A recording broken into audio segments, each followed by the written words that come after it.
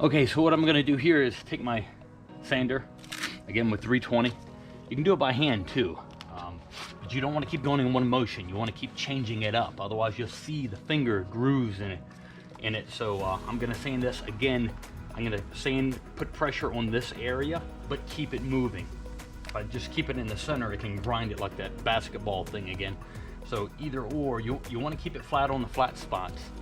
But when sanding, when you're not trying to grind to get the dent out, you're gonna want to use this area, you know, up here on the sander, and just keep it moving. Don't stay in one spot. You want to stay away from using the edge. You want to apply pressure here. So it's a lot of trial and error. So when you're done with it, I'll show you and kind of go over it by hand.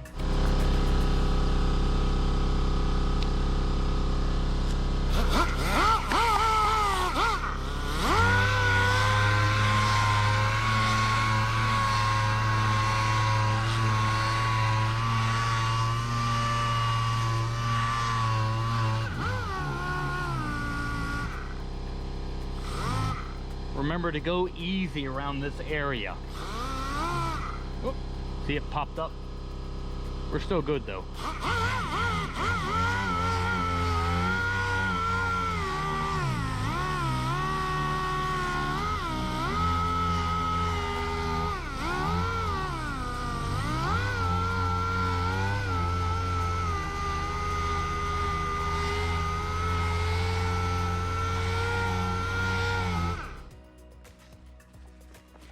Okay, what I'm gonna do now is I pulled the sandpaper off the sander, 320 grit, and I'm going to go over it with a Scotch-Brite pad behind it to help keep it smooth.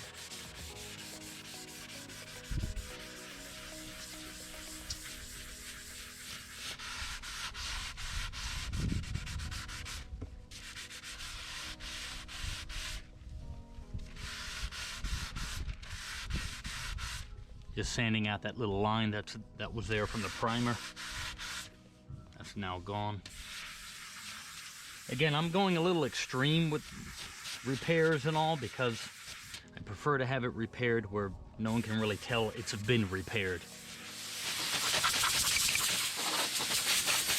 Next, if this is something you're doing on your own, doing by yourself, again, a scuff pad.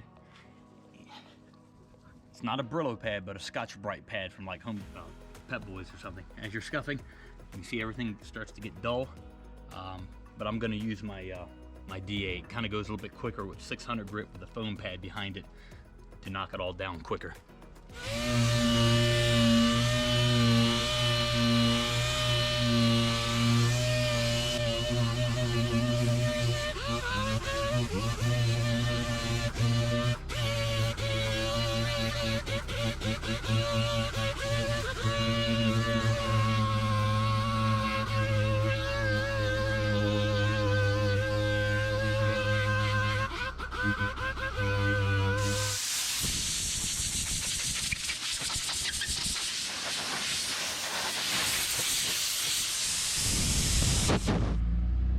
Okay, so now what I'm going to do is go into all these corners where it's still shiny with the gray scuff pad, and I'm going to use some 600 too because I have it, leftover piece from the old one, and just scuff around everything here. And again, keep away from this area as much as possible where it's all prepped, and just saying out here, blow the dust out in this direction if you can.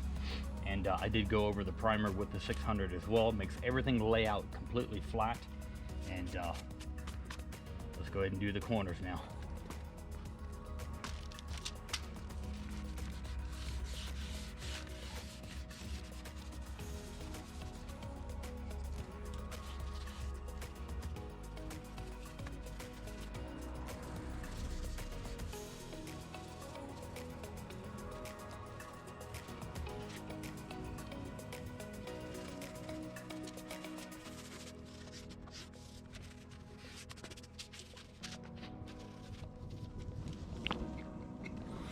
Okay, everything's scuffed. All the corners are scuffed. I'm gonna put a fold edge of tape in here so it's smooth. Again, if someone looks at this vehicle close, they may not be able to tell it's been repaired. And again, that is the goal.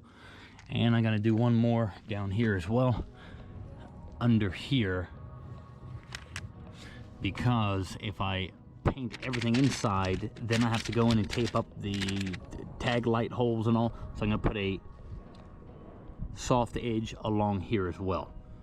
And that way I don't have to try to concentrate so much to get in here and then blend up here, the crucial area. So I want less headaches in this area as least as possible. And so we're getting ready to paint. I'm gonna go ahead and clean it up with a little bit of a alcohol wipe. And again, stay away from this little area here. If I come close, I'll come close, but not get too much liquid inside.